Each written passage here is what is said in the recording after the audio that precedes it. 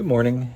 Today we are going to review our tails graphing. So we went over this already in previous weeks, but we're going to look at it again. So we got this image here that reminds us what tails stands for. T is for title, A is for axis, I is for intervals, L is for labels, and S is for scale. So I'm presenting a scenario here where you're going to read about some chemistry information. It describes everything here, what the scientists were looking at, what they were looking for, and what they chose. And then I've got a data table right there. Well, your title, remember, is going to be some cross of these two things, the elements and the atomic radii. Usually both of those terms will be found in the title. So you can think about how you want to phrase that. It could be simple or it could be like a sentence. But both of these parts should be in the title. And on your graph, the title is going to go up at the top, right? So don't forget that. Now the A is axes. Now here you have to determine what goes on each side. And in this picture is showing you that the dependent variable goes along the y-axis. Or you can think of it as the responding variable. So one of these two things down here is what the scientists measured.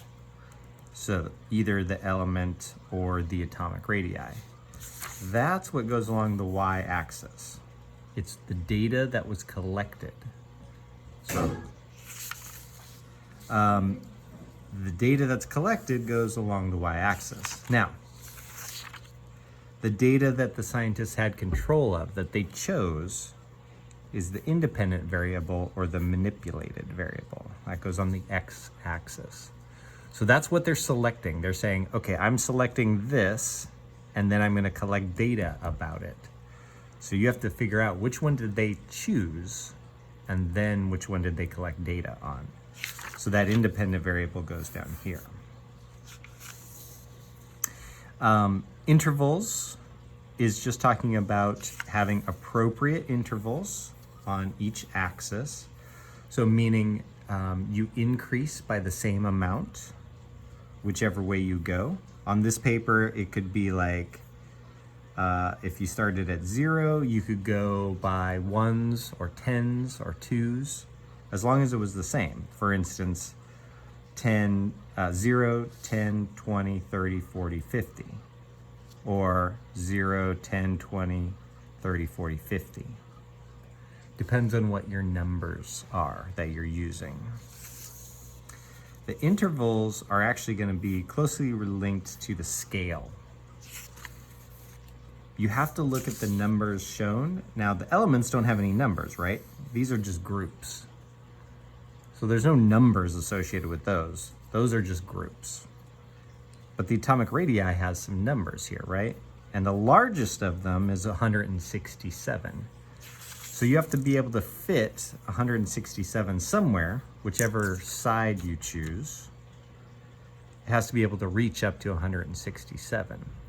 But it also can't be teeny tiny. If I give you a big graph like this, I don't want you just using like this portion of the graph right here. I want you using most of the graph, the majority of the graph. So you have to figure out what scale to do this in.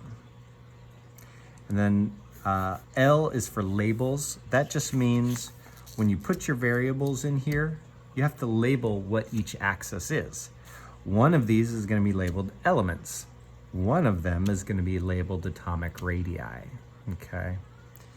Now, one more hint that I'll give you.